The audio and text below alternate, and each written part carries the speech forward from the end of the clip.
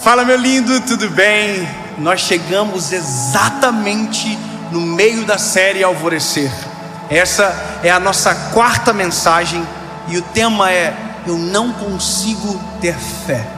Sabe, quando você ouve as histórias, quando você vê os milagres, mas parece que com você não é possível. Essa mensagem é uma palavra de Deus para o seu coração. Antes de entrar na mensagem, eu quero só te pedir um favor. Aqui embaixo desse vídeo tem um botãozinho de joinha. Se você clicar nele, o YouTube entende que é uma mensagem relevante e manda para mais pessoas. Então, por gentileza, se você não curtiu o vídeo, curte. Não esquece de comentar, deixar aquilo que edificou você e manda para todo mundo que você puder. Outra coisa, toda a segunda-feira, 7 horas da manhã, em ponto, tem uma mensagem de Deus para você aqui no nosso canal. Então, se você ainda não é inscrito, se inscreve, ativa o sininho e eu espero você toda segunda por aqui. Jesus te abençoe. Vamos para o vídeo. Jó, capítulo de número 3, versículo de número 11. Porque eu não morri desde o ventre da minha mãe, e saindo do ventre da mãe, porque eu não parei de respirar. Sabe, você só compreende a profundidade do desabafo de Jó quando você lê a história de Jó. Sabe, a ponto de dizer: olha, eu preferia ter morrido antes de nascer, eu não queria ter vivido absolutamente nada dessa vida absurda que eu estou vivendo agora. Sabe, é uma sensação de apanhei tanto que eu não gostaria nem de ter vivido. Sabe, é uma hora onde as pessoas desistem, né?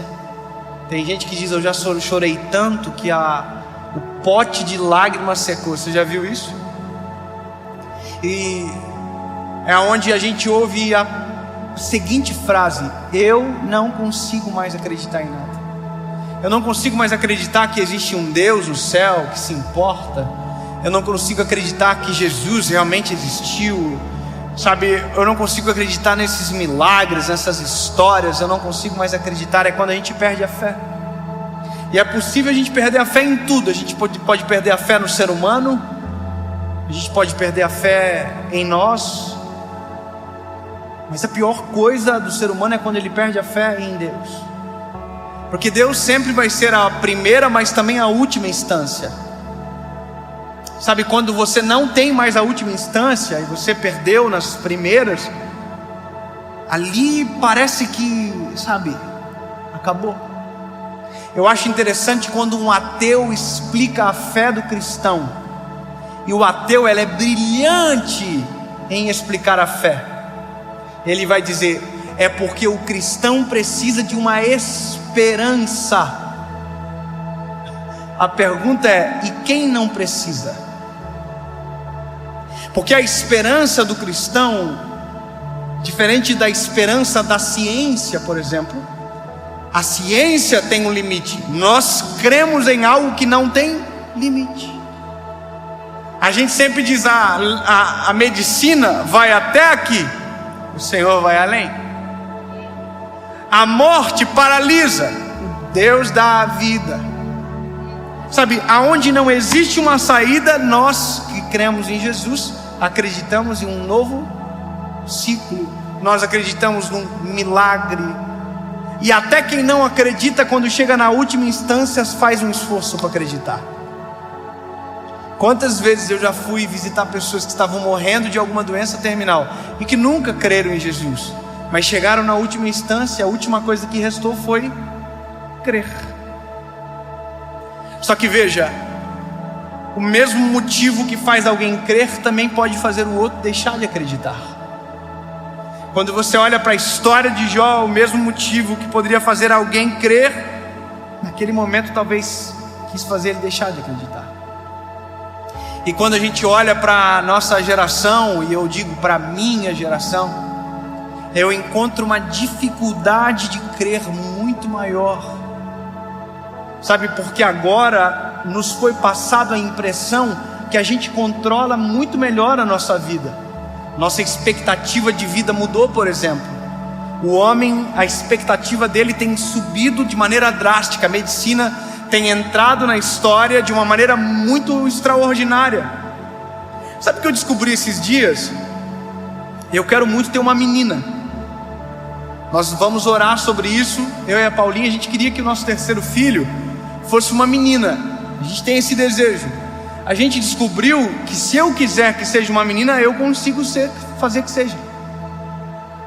Basta eu fazer a inseminação manipulada pelo médico, que vai colocar lá, eu não sei explicar o termo científico, mas vai nascer uma menina por conta de uma manipulação na genética. Só que eu não quero isso para mim, porque à medida que eu tenho controle, eu descubro que não ter o controle é muito melhor. É muito melhor viver o sobrenatural de Deus do que o controle do homem.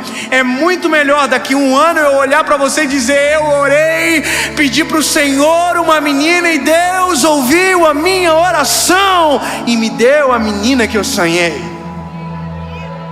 Você entende? À medida que o mundo avança, ele tira a graça de nós. Ele vai tirando a possibilidade de milagres, obviamente que vai chegar o momento, e já chegou, onde a medicina não vai passar, onde a ciência não vai passar, aonde nada vai passar, e aí Deus vai entrar. Mas a minha preocupação é com os corações de agora, que não conseguem crer, ou porque de maneira racional entenderam que isso é o melhor, porque não querem se frustrar em crer em algo que talvez não exista, ou talvez com alguém que foi tão ferido na vida ou pela própria religião, que transformou a fé em uma coisa ruim, e se esqueceu do eterno por conta de uma experiência.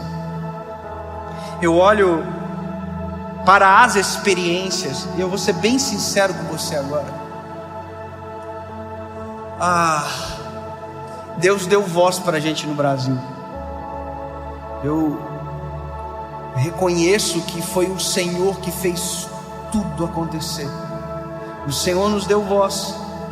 Mas sabe, de verdade, quando sai alguma matéria nossa, quando sai alguma notícia, às vezes a gente lê os comentários, e eu leio algumas frases assim, tipo: pastor é tudo ladrão. Sabe, ele só quer o dinheiro das pessoas, aquelas coisas que a gente ouve de senso comum. Mas quando você olha na história, você percebe que existem culpados disso acontecer. Sabe, existem os culpados de fazer isso acontecer. Ou seja, nós às vezes pagamos o preço de decisões erradas lá de trás. Só que aí que está. O problema não é comigo. O problema é que essas pessoas que construíram uma imagem errada, ou que frustraram a fé de alguém, frustraram a fé em Jesus. Entende? Tem pessoas que deixam de crer porque foram feridos por alguém que deveria ser aquele que protege, que ama. E eu vou te falar uma coisa: nós somos muito tentados às vezes na vida, como todo ser humano, mas eu consigo entender a responsabilidade que eu tenho. Sabe, entendo o que eu vou te dizer agora, mas, por exemplo, se alguém trair a esposa, ninguém vai saber. Mas talvez se eu trair a minha esposa, a Paula, porque tem uma voz que o Senhor deu, olha que loucura. Tem gente que nunca mais vai querer ouvir uma pregação, que vai achar que todo pregador é o vagabundo que traiu a esposa. Você entende? Se eu abandonar a minha família, ou se eu perverter o meu coração, eu sou responsável pela vida de muitas pessoas. Aí você vai dizer: mas a fé, ela tem que estar em Jesus. Eu concordo com você. Mas quando a gente olha o apóstolo Paulo, ele diz: sede meus imitadores, assim como eu sou de Cristo. Sabe o que ele está dizendo? A nossa responsabilidade é muito grande. Mas a minha mensagem agora não é para um pregador, não é para um pastor, é talvez para alguém que foi ferido ou teve a fé desacreditada por uma má experiência, seja com alguém da religião, sabe, seja com uma vida muito sofrida. A minha palavra para você é: mude a perspectiva dos teus olhos. E isso é muito importante, porque à medida que o tempo passa, se nós não tivermos o nosso coração no Senhor, se os nossos olhos não estiverem fitos nele, se nós não tivermos fé, o que nós vamos ter? E eu percebo que a falta de fé, ela invadiu aqueles que mais deveriam ter também. Sabe, o meu coração nessa série, qual foi? Eu preciso de uma mensagem de esperança, Senhor. Jesus, eu preciso de uma palavra que seja para esse tempo. Ela é atemporal, mas eu preciso de respostas para esse tempo. E veja, eu estou falando sobre Jesus de uma perspectiva em todo o tempo, dizendo para você: olha, é possível melhorar, é possível Deus transformar a sua história, porque eu tenho fé. E por isso o tema da mensagem é alvorecer, o tema da série, sabe, uma esperança. Porque se eu não tiver isso, o que eu vou ter? Se eu não crer que Deus pode agir, no que eu vou crer? Se eu não creio que Deus pode parar uma chuva, no que eu vou crer? Você entende? Eu preciso crer, não é quero, eu preciso. A minha geração precisa crer, não é quer, não, nós precisamos, porque senão a gente entra em colapso. Senão a gente entra em desespero, senão a gente desacredita, e desacreditar de Deus é desacreditar de nós, porque aonde estamos nós? O que é a nossa vida? O que é a nossa história? Sabe, eu quero que você chegue ouvindo isso que eu estou falando para você, na expectativa de voltar a crer, mesmo que os teus olhos não enxerguem nada ainda. Hoje eu vi um vídeo de um rapaz que faz salto em distância e ele é cego. Sabe, quem salta em distância, ele percorre uma pista e ele pula numa caixa de areia.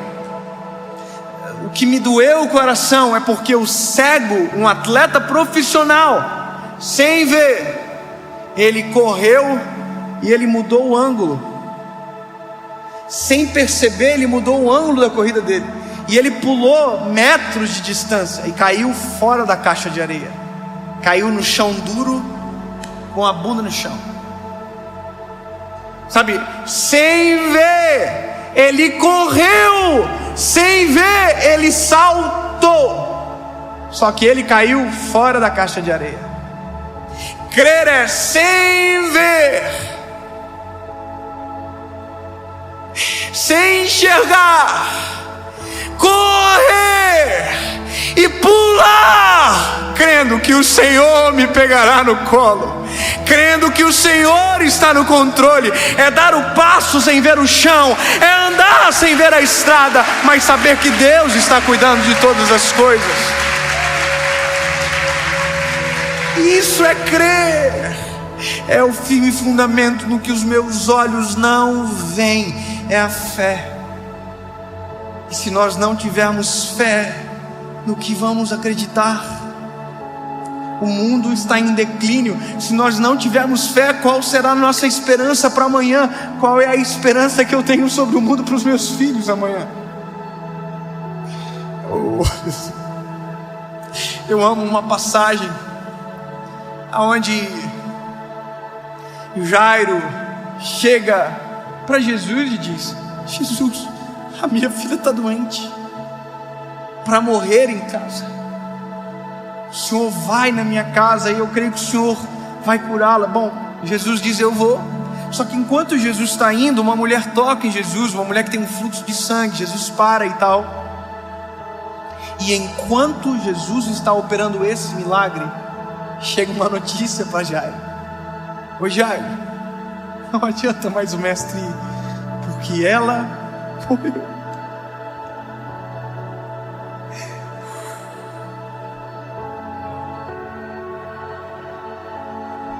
Sabe, é exatamente nesses cenários da vida que a gente abandona e diz: não tem nem jeito para o Senhor fazer. A gente não consegue mais crer. Sabe? Só que é exatamente nesse momento que crer faz todo sentido. É exatamente nesse momento da vida que nós mais precisamos crer. E eu acho lindo porque Jesus olha para Jairo e diz: Jairo, não temas, somente creia. Sabe, ele está dizendo: não precisa ter medo, só crer. Sabe, é como Deus dizendo: é exatamente agora que eu entro em cena, é exatamente agora que eu faço. E a Bíblia diz que é exatamente isso que Jesus faz. Jesus chega e ressuscita a menina. Sabe, crer é uma escolha de não ver, mas sabendo que Deus está no controle. É mesmo quando não existe um caminho, conseguir enxergar a estrada. É mesmo quando não houver o sol, é a gente enxergar o alvorecer. É mesmo quando todo mundo não consegue ver um cenário de paz, sentir paz. E talvez por isso que o cristão irrita muito aquele que crê, que todo mundo desespera e diz: não, vai ficar tudo bem. É por isso que o cristão irrita, porque todo mundo desespera e diz: todas as coisas cooperam para o bem daqueles que amam a Deus. Sabe, é por isso que todo mundo corre de medo. Ele diz: não, nós não somos escravos do medo, porque o Senhor não nos deu um espírito de medo, mas de coragem e ousadia.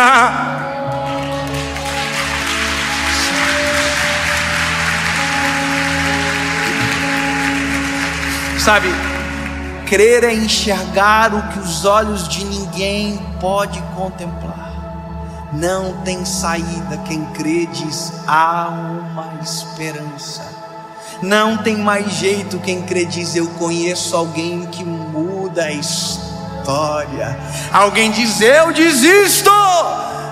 Quem crê diz: é hora de recomeçar. Quem não acredita diz: eu caí. Quem crê diz: Deus levanta o caído.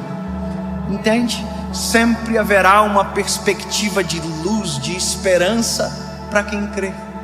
Então você precisa escolher.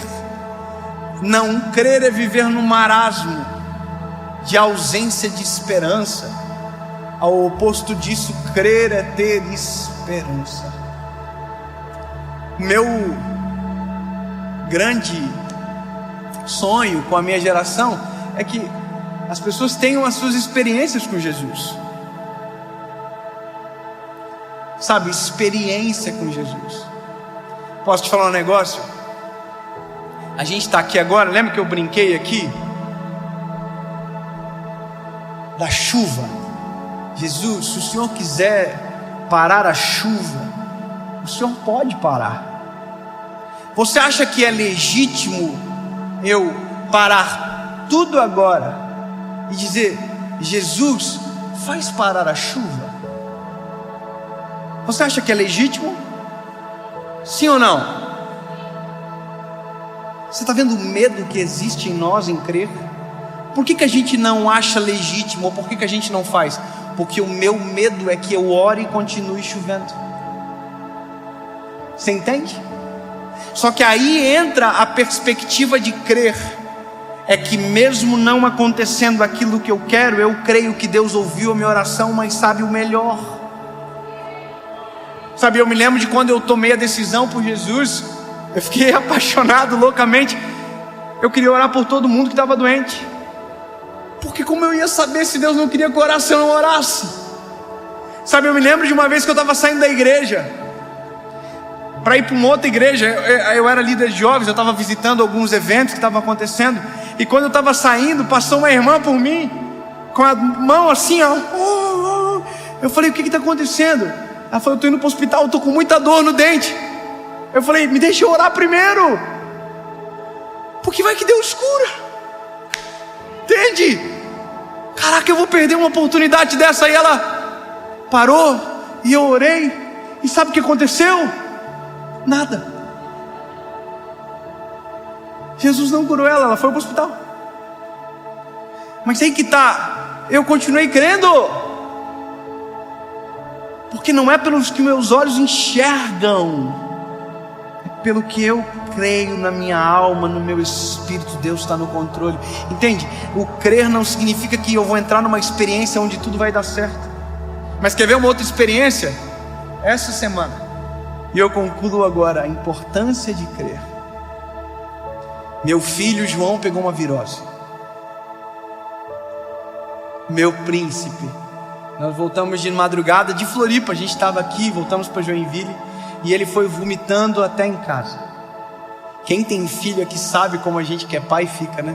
A gente queria trocar e entrar no lugar, sabe? Filho, fica bonzinho, o papai vai ficar mal. Sabe, eu parava o carro, ele vomitava. No dia seguinte, na manhã seguinte, ele vomitou. E eu me lembro da cena dele comigo no sofá. E a minha esposa falou: filho, porque a gente fala tudo a verdade para ele. A gente vai levar você no hospital. Você vai ter que tomar um piquezinho no braço para tomar soro, que você não está bem, filho. E ele começou a chorar e disse: mamãe, eu não quero ir para o hospital, mamãe. Dói. E claro que dói. A gente sabe que dói, mas dói muito mais na gente. Aí naquele momento eu falei para ele assim: filho, olha para o papai. Antes de nós irmos para o hospital, a gente vai orar, filho. E se o papai do céu curar você, você não vai mais precisar ir para o hospital. Olha que loucura. Então, filho, nós vamos orar. Se o papai do céu curar você agora, não precisa mais ir. Vamos orar, filho? E meu filho falou: daí não vai precisar ir para o hospital.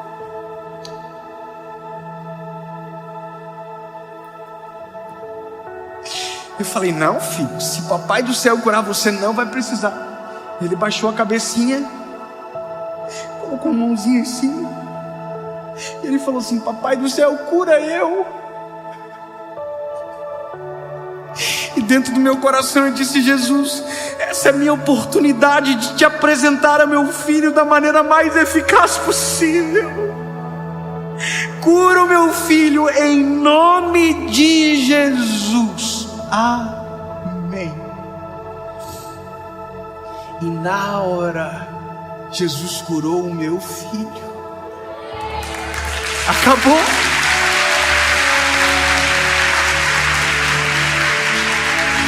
E aí você vai dizer: eu não creio. É isso que eu estou falando. O crer faz a diferença. Sabe, eu pedi para minha esposa: amor, traz uma banana para o João. Ele: tá bom. Aí o mano olhou para mim: eu não vou mais precisar ir para o hospital, papai. Não vai. E ele comeu a banana e acabou. Comeu, brincou e acabou. Escolher crer é a única possibilidade que nos dá para viver milagres extraordinários com o Senhor. Se eu não crer, eu não vou viver. Se o Pedro não cresce que seria possível andar sobre as águas, ele nunca entraria na história por andar sobre as águas junto com Jesus. Você entende? Eu só quero que você entenda muito melhor crer, lindo. Então passa por cima da tua má experiência. Eu não vou te pedir perdão em nome da igreja. A gente não precisa. Passa por cima disso. Passa por cima se alguém te frustrou, se alguém foi mal com você e talvez devia ter. Não, esquece. Olha para o eterno, olha para Jesus. Deixa Ele purificar, sarar o teu coração. Escolha crer. Eu termino aqui agora contando mais uma experiência. Posso? Posso. Porque, na verdade, o meu sonho é que você não baseie a tua fé na minha experiência, mas numa que Deus vai fazer você viver. Sabe? A sua caminhada.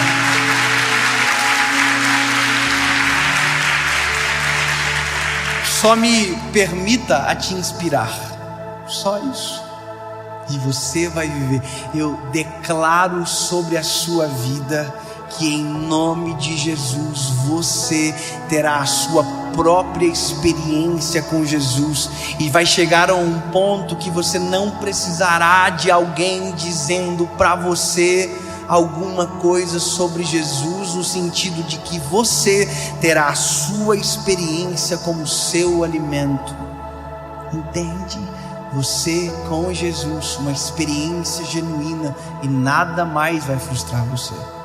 Eu me lembro que um dia eu escrevi um livro que até já esgotou faz muitos anos e eu nunca mais relancei ele. É até bom lembrar disso agora, porque eu quero trazer ele de novo. O tema do livro é O Deus que me faz chorar. Eu nem sou chorão, né? Não sei porquê. Mas olha, eu descobri que vale a pena provocar o Senhor, sabe? Provocar mesmo. Eu creio que o Senhor pode fazer.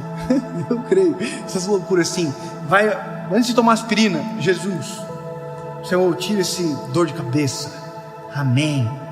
Aí de repente vai, imagina, é muito mais gostoso, não é? Você tomou aspirina, passou, passou. Aí, mas você orou e passou, é outra, entendeu? Outra vibe. Irmão, um dia, eu tinha um crediário numa loja lá em Joinville, o Senhor já me libertou. Sabe, o crediário que te obriga a voltar na loja para pagar, aquilo é uma pegadinha terrível, irmão. Você entra na loja, o vendedor já fala assim: é um alvo, vamos gastar mais. E aí, irmão, eu tava indo para pagar o meu boletim e tal, o meu carrinho aqui. Você percebeu que parou de chover, né? Eu tava indo.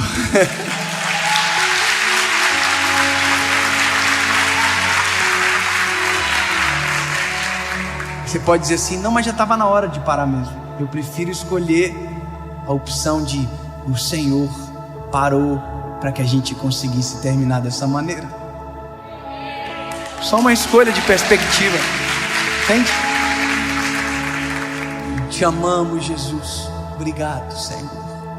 Sempre vou escolher acreditar que o Senhor está fazendo e que nada é o acaso e tudo são as tuas mãos. Obrigado, Jesus. A gente provoca, mas já viu ser provocado pelo Senhor como é uma coisa muito doida. Eu oro para que você viva isso. Um dia eu estava lá, indo pagar o boletim do meu carro, e aí tinha uma vaga de estacionamento que ficava na frente da loja que eu ia pagar a conta. E quando eu passei, a vaga estava preenchida, e aí eu ia ter que ir para um estacionamento pago, que era um pouquinho mais longe e tal, mas que era caminho. E eu reclamei comigo assim: puxa vida, a vaga estava preenchida. Aí, dentro do meu ser, ouvi uma voz dizendo: por que tu não me pede as coisas simples da vida também? Irmão, eu não sou normal nem um pouco. E eu amo o desafio. Eu amo essas tretas, irmão. Eu falei: o quê? Eu vou voltar lá, Senhor, e vou te pedir então. Irmão, voltar significa dar uma volta de 6 minutos a mais. E eu voltei. Tenho isso medo, irmão. Porque agora era a voz dentro de mim em jogo, além da minha fé. Voltei. No comecinho da rua falei: bom, o Senhor falou comigo. Se o Senhor achou que eu não ia vir, o Senhor se enganou, porque eu vim. Então eu quero, Senhor, aquela vaga na frente da loja. Amém. Descansei. Estou chegando na frente da loja, tinha um carro na frente da vaga, na vaga. Aí eu já estou aqui já. O carro deu pisca, saiu da vaga e eu entrei. Entrei, só que aí que tá, essa é a coisa mais gostosa do mundo. Quem disse que eu consigo sair do carro para pagar o boleto agora? Mãe, eu tô no carro, aleluia, chorando, falando em línguas, aleluia, igual maluco, irmão. Entrei para pagar a conta com os olhinhos tudo vermelho, tanto de chorar. Aí voltei para casa, cheguei para minha esposa, falei: amor, tu não acredita o que aconteceu? O Senhor fez isso comigo. Eu voltei e pedi a vaga, Deus me deu a vaga, eu entrei na vaga, pegou a vaga, top a vaga. Minha esposa gravou para usar contra mim no ambiente necessário de novo. No outro mês, Eu tô voltando na mesma loja. Quando eu entro na rua, minha esposa fala, pega na minha perna assim, ó. Eu não quero ir pro estacionamento, tá? Eu falei, não entendi. Vamos orar e pedir aquela vaga de novo. Eu quero viver a mesma coisa que você viveu. Aí, irmão, botei o Senhor na parede na hora. Falei, ó, Senhor, o Senhor fez comigo, tô com a gata aqui também agora. Deixa eu impressionar ela, Senhor. Sinceridade do coração, irmão. Se Deus não fizesse, Deus continuaria sendo Deus igual. Eu continuo amando igual. Mas aí que tá, a gente só sabe quando crê, quando provoca. Entendeu?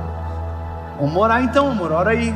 Jesus, a gente quer aquela vaga, Senhor, na frente. Tá chovendo muito, a Paulinha tá com chapinha. Verdade, tudo isso é verdade. Ela tava com chapinha, não queria andar na rua. Jesus, a chapinha da irmã, o senhor sabe, top, linda, chovendo. A vaga, pedimos a vaga exatamente igual. Chegamos na frente, a mesma cena. Tinha um carro, deu pisca, saiu, nós entramos. Pensa que delícia que foi dentro daquele carro. Eu e ela segurando um na mão do outro, dizendo, Jesus, tu ouve nossa oração. Jesus, tu és fiel. Jesus, obrigado por, entendeu? Escolher crer nos proporciona experiências muito mais extraordinárias do que não crer.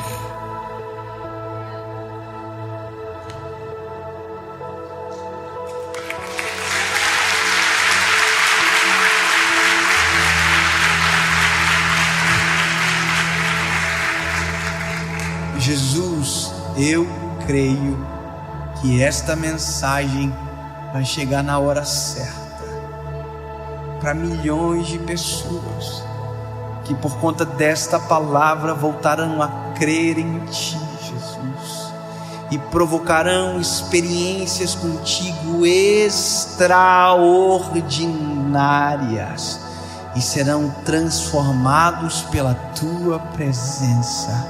Jesus, nós cremos em Ti. Tu és o nosso amado. E não importa o cenário, não importa a crise, Tu és e sempre será o nosso Deus. Nós cremos e bem-aventurados somos, porque mesmo não o vendo, cremos. Te amamos, Jesus. Que a nossa experiência contigo, que a nossa jornada de fé seja brilhante, que os nossos filhos e netos sentem numa sala um dia só para ouvir as nossas experiências contigo. Existe a opção de contar a experiência de alguém, mas nós escolhemos viver a nossa própria história contigo, em nome de Jesus. Amém.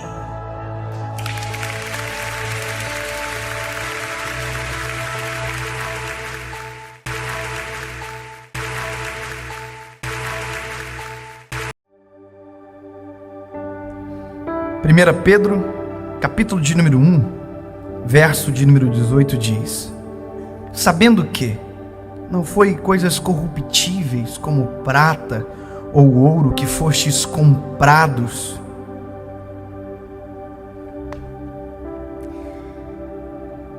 Paulo também vai dizer que não fostes comprados por pouco preço, pelo contrário, fostes comprados por alto preço, por sangue. A importância desse texto nos dias de hoje, no tempo que nós estamos vivendo, é uma ferramenta de cura, entender essa realidade, entender que o centro disso daqui somos nós. Eu já vou explicar melhor, porque se eu deixar mal explicado, você pode assumir essa compreensão de maneira diferente. Eu vou dizer uma palavra e eu vou dizer daqui a pouco melhor, vou justificar. Você é o centro de tudo isso que eu vou dizer agora. Você é o centro dessa palavra. Acalma o coração para não judiar da sua mente, mas você é o centro disso aqui. Aí você vai dizer: pastor, mas o evangelho, ele é teocêntrico. E eu não estou dizendo que não é. Deixa eu te contar uma coisa. Algumas semanas atrás eu peguei alguns livros de crescimento secular mesmo, crescimento financeiro, para abrir a compreensão, entender melhor sobre isso, sobre relacionamento com pessoas, porque a gente precisa crescer o tempo inteiro, entender melhor. E sabe, um dos livros que eu li, um livro que fala sobre relacionar-se com pessoas, amar pessoas, abraçar pessoas, parecia muito mais que eu estava lendo a Bíblia do que um livro escrito por um autor qualquer. E à medida do ponto que eu li aquele livro, que é secular, não é um livro teológico, não é a Bíblia, eu ficava pensando: meu Deus, mas tudo isso daqui já está na Bíblia. Tudo isso daqui já faz parte da nossa realidade, a gente já sabe. E aí eu entendi uma coisa: é o princípio dos livros de autoajuda. Tudo que está escrito a gente já sabe, só precisa ser lembrado. É como se tivesse tudo lá dentro e a gente precisasse ser ativado. Quer ver uma coisa? Quem é que não sabe que olhar nos olhos passa confiança? E por que a gente não olha mais nos olhos hoje? Já parou para pensar que nós não olhamos mais nos olhos das pessoas? Que a gente aprendeu a falar de cabeça baixa? Que a gente já não encara mais nos olhos? Parece que a gente tem muito mais mentiras sufocadas do que verdades a dizer. Os seus lábios contam uma história, mas os seus olhos contam a verdade. Se você quer garantir a confiança de alguém, olhe nos olhos. Se você quiser passar insegurança, não olhe. E veja, isso é um conhecimento, mas já está na palavra há muito tempo. Jesus fazia isso. Jesus olhava nos olhos, Jesus se importava. Se você ler Atos capítulo 3, a Bíblia vai dizer que Pedro e João, fitando os olhos, disseram: olha para nós. Eles estavam dizendo: você é importante. Quando eu olho nos olhos de alguém, eu estou dizendo: você não é menor do que eu. E quando eu me permito ser olhado nos olhos, eu estou dizendo: há igualdade entre nós. Você já parou para pensar que nós apertamos a mão das pessoas, parece com nojo e apatia às vezes? Deixa eu dizer para você, apertar a mão assim não é fino, é feio. A mão se aperta assim, ó. Você olha nos olhos. E a gente diz: pois é, mas isso está na Bíblia? Está na Bíblia. A Bíblia vai dizer que o coxo estava caído ao chão e Pedro e João, tomando pela mão direita, levantaram. Ou seja, há uma pegada de mão, há uma preocupação maior. Eles estão dizendo: você é importante. Todo relacionamento humano, se você quiser conquistar alguém, faça-o se sentir importante. Mas durante muito tempo a gente vem sendo medido e colocado contra isso. Há pessoas que amam o evangelho, mas têm um complexo de inferioridade gigante, pensam em vidas miseráveis o tempo inteiro, que quem serve a Deus tem que ser pobre, quem serve a Deus tem que ser miserável, quem serve a Deus não pode ser feliz, quem serve a Deus não pode ter alegria. Parece que nós vivemos com uma vida suprimida. Isso durante muito tempo a religião levou a cargo, sabe, de palavras erradas confundiram o nosso coração, e a gente pensou que para servir a Jesus a gente tinha que ser infeliz, a gente tinha que se sentir menos do que todo mundo. A gente era, sabe, o desprezível. E aí eu lendo esse livro: bom, você quer conquistar alguém? Faça-o se sentir importante. Aí eu descobri que Freud fala que o homem se move com muito mais facilidade quando se sente importante e reconhecido. Quer mover alguém? O reconheça. Sabe, fez algum trabalho? Parabenize. Já parou para pensar que a gente não elogia mais ninguém? Já parou para pensar que alguém nos serve e a gente não é grato? Alguém nos faz um serviço, a gente não agradece? Já parou para pensar que todos os dias alguém dá a frente para você no trânsito e você não dá um ok, um beleza, um obrigado? Uma vez eu me lembro que eu estava no carro com alguém e o caminhão deu vez para nós, e quem estava comigo diz: agradeça. Eu falei: como? Um pisca para a direita, um pisca para a esquerda, alerta. Eu achei que isso não funcionava quando eu fiz pisca para a direita, pisca para a esquerda, deu alerta. O motorista deu 2 sinal de luz como se estivesse dizendo: de nada. Sabe o que é isso? Simplicidade do dia a dia. Quando eu estou agradecendo, eu estou dizendo: o que você fez para mim é importante. Quando alguém ajunta uma coisa no chão e eu agradeço e valorizo, isso é importante. A questão é: o que tem conexão que eu sou o centro? Eu vou te dizer. Tudo isso que a ciência, que a filosofia, que a sociologia estuda para nos fazer ser conquistados, Jesus já fez há muito tempo atrás.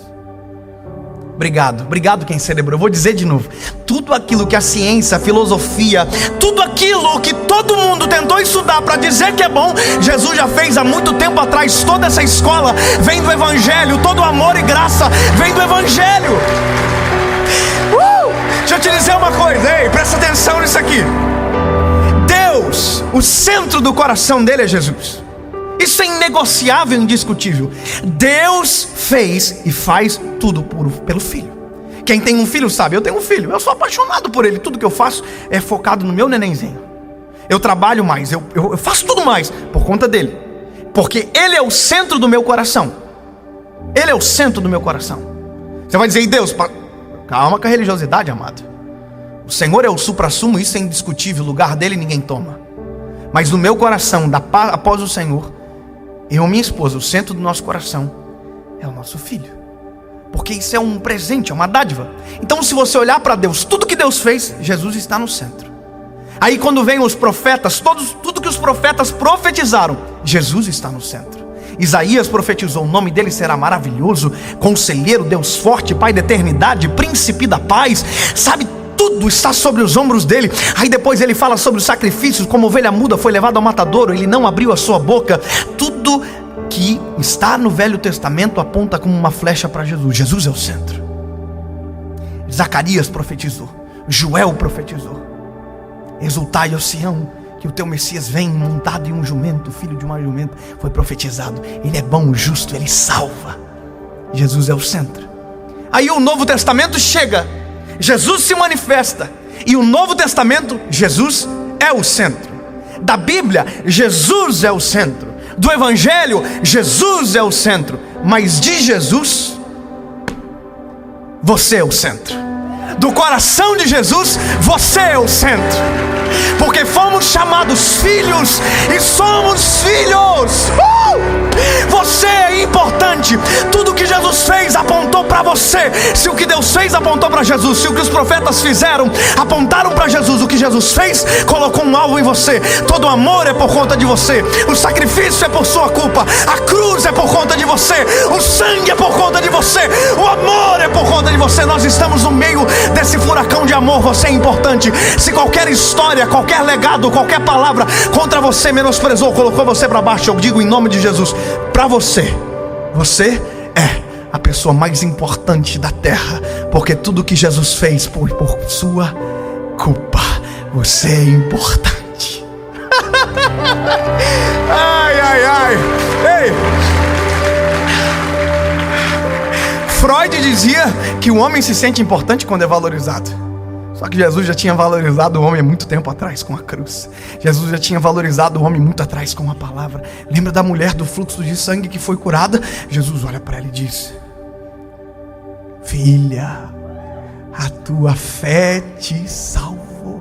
Filha, a palavra filha começa a surgir. E porque tem filho, tem herança. E porque tem herança, há milionários no nosso meio. Você é filho? Quem é filho aqui? Você é filho. Porque se você for filho, você é a pessoa mais importante desse lugar. Você é filho, então prazer, somos irmãos. Você não é meu adversário. Você não é meu concorrente. Você não é alguém melhor ou menor do que eu. Não, não. Quem tem mais de um filho sabe. Os meus pais têm 2 filhos, eu e a minha irmã. Eu posso ser mais legal, eu sou, mas para os meus pais não tem diferença. Para os meus pais não tem melhor, não tem o mais amado. Tem os filhos, e filhos são importantes. Agora tem um limite. O meu pai me ama, me ama. Eu sou um bom filho, eu sou bonito. Os meus pais me amam. A minha esposa me ama. Eu amo ela também. Mas ela não pode fazer me sentir tão importante como Jesus me fez. Os meus pais me amam, mas nem tudo que eles fizerem pode me fazer me sentir tão importante como Jesus fez. Nenhuma palavra lançada contra você pode lhe inferiorizar perante de um amor tão perfeito como o dele. Sabe qual é o sentimento que precisa ser resgatado no seu coração para você se sentir importante? Filho. Pastor, mas eu moro na favela. Você é filho? Mas eu não tenho onde pisar, eu não tenho nada. Você é filho? Mas começa a agir como filho. Começa a agir sendo importante, se sinta relevante. Você não precisa de um meu elogio. Claro que se eu ver e puder dar, eu darei. Mas o maior elogio feito por você já foi dado na cruz do Calvário. Você é tão importante que foi comprado por alto e bom preço. Sangue precioso. Ah, e acabou? Não. Ele ressuscitou. E ressuscitou para fazer uma coisa. É só se você crê, meu lindo.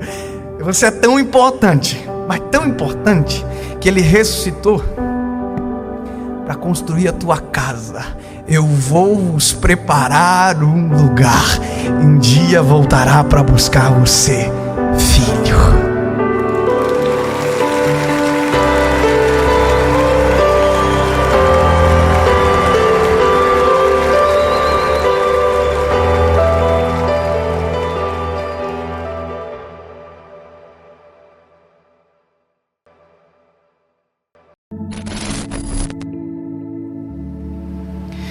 Evangelho de Jesus, conforme escreveu João, capítulo 21, versículo de número 15, diz: E depois de terem jantado, Jesus disse a Simão Pedro: Pedro, você me ama mais do que a estes?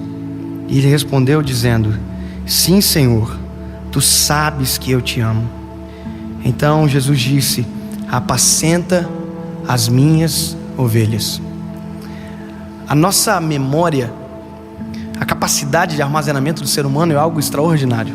Alguns cientistas dizem que a capacidade de armazenamento do cérebro humano é cerca de 1 milhão de gigabytes. Ou seja, nós vamos viver basicamente a vida inteira e nós não vamos esgotar esse HD, essa nossa memória. Claro que é uma coisa diferente da outra, memória e processamento.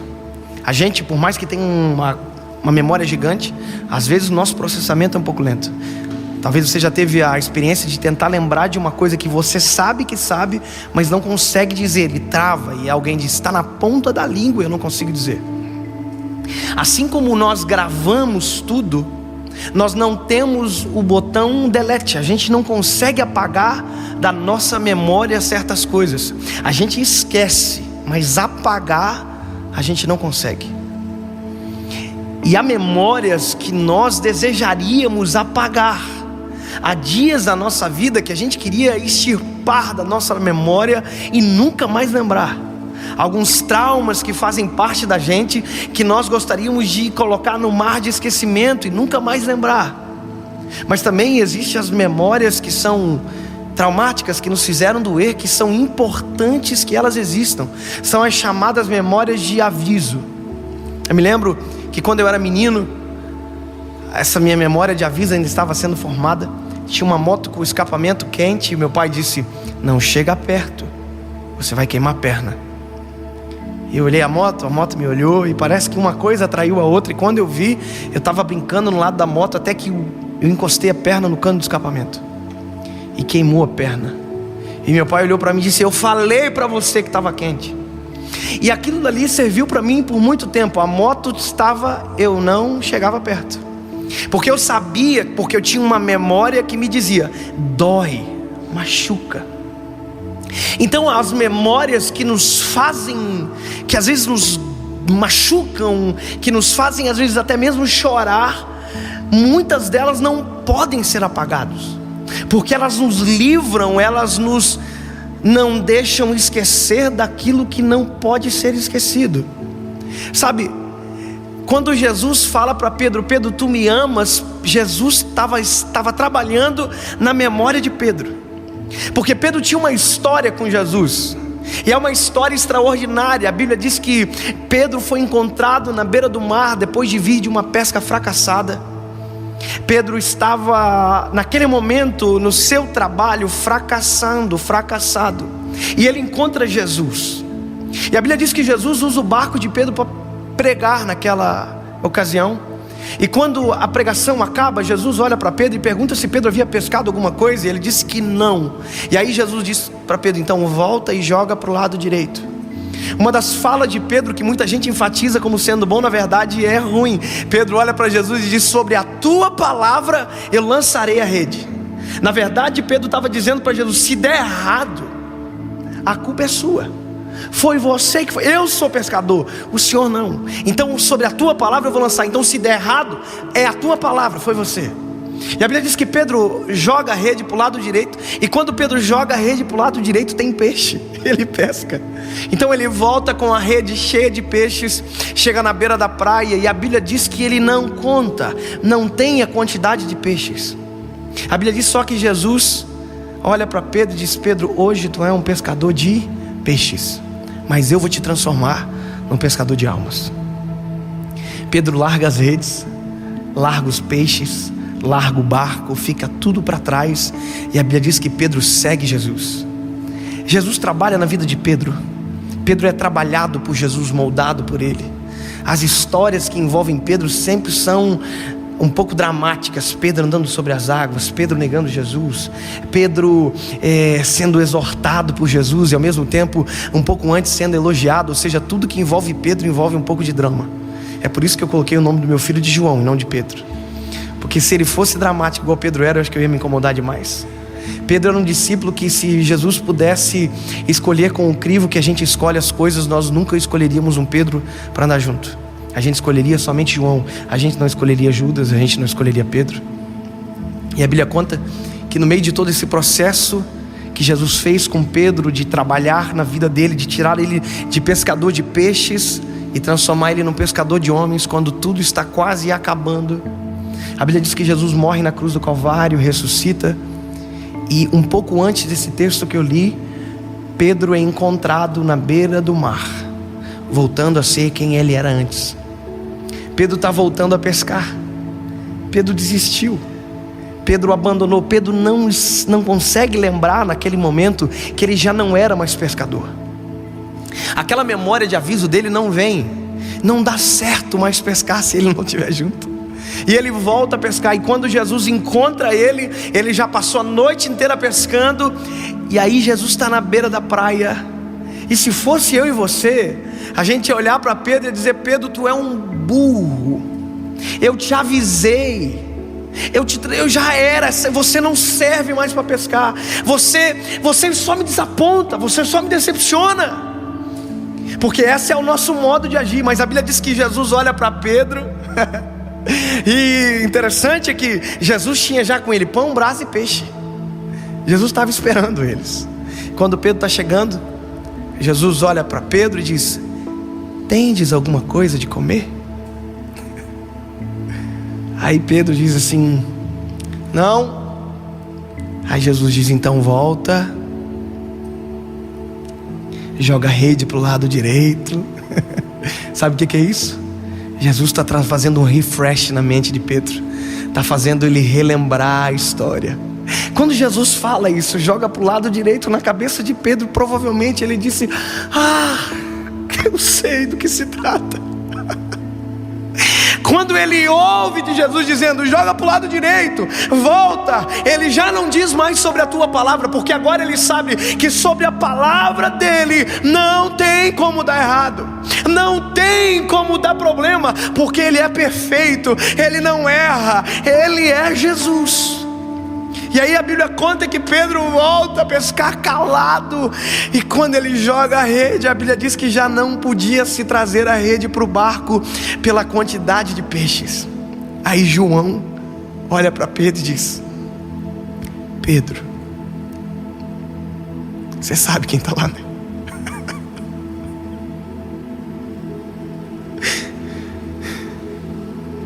É Jesus que está lá, Pedro. Pedro já sabia. Pedro se joga no mar e vem pelo mar arrastando a rede. E Jesus está esperando ele. E na cabeça de Pedro está passando um filme, porque ele lembrou de tudo aquilo que Jesus já fez. Ele já lembrou do processo. Ele já lembrou que ele negou Jesus por 3 vezes e o galo cantou. Está passando um filme na cabeça dele. Ele está pensando: eu desisti dele, mas ele não desistiu de mim. Pedro precisava lembrar disso. Pedro não podia esquecer. E Jesus está na beira do mar só para garantir que Pedro não tinha esquecido. Não tinha esquecido que ele ouviu de Jesus que ele seria uma pedra sobre qual Jesus edificaria a igreja dele. E aí quando ele está na beira do mar, na beira da praia chegando, a Bíblia diz que Jesus dá um tempo para Pedro contar. Antes ninguém conta peixe. Agora parece que eu vejo Jesus dizendo: conta, Pedro. Tem tempo para contar. Conta. Já tem brasa aqui. Já tem pão, já tem peixe. Não é desse peixe que eu preciso. Eu só preciso que tu lembre. Ele conta os peixes. Quanto que deu, Pedro? Não está na Bíblia, eu estou inventando. Quanto que deu, Pedro? 153. Precisa do peixe ou não? O que você vai fazer com esses peixes, Pedro? E essa rede que você comprou que você não precisava mais? Porque a rede de Pedro foi abandonada na beira do mar. Pedro investe no erro dele. Ele compra rede nova, barco novo. Porque aquilo apodreceu na beira do mar, ficou para trás. Tem gente que esquece que já deu errado. Esquece que já tropeçou no mesmo buraco, na mesma atitude, na mesma postura, e faz errado de novo e de novo e de novo. Deus já falou centenas de vezes e ele cai na mesma pedra, no mesmo buraco. E aí eles vêm para um círculo, ninguém tem coragem de perguntar se era realmente Jesus. E quando está aquele ambiente constrangedor, Jesus olha diretamente para quem precisava lembrar e diz: Pedro, tu me amas? E a Bíblia diz que Pedro olha para Jesus e diz: Senhor, tu sabes que eu te amo, Senhor. Aí Jesus diz: lembra, apacenta as minhas ovelhas. Segunda vez: Pedro, tu me amas? E ele diz: sim, Senhor, tu sabes que eu te amo. Então apacenta as minhas ovelhas.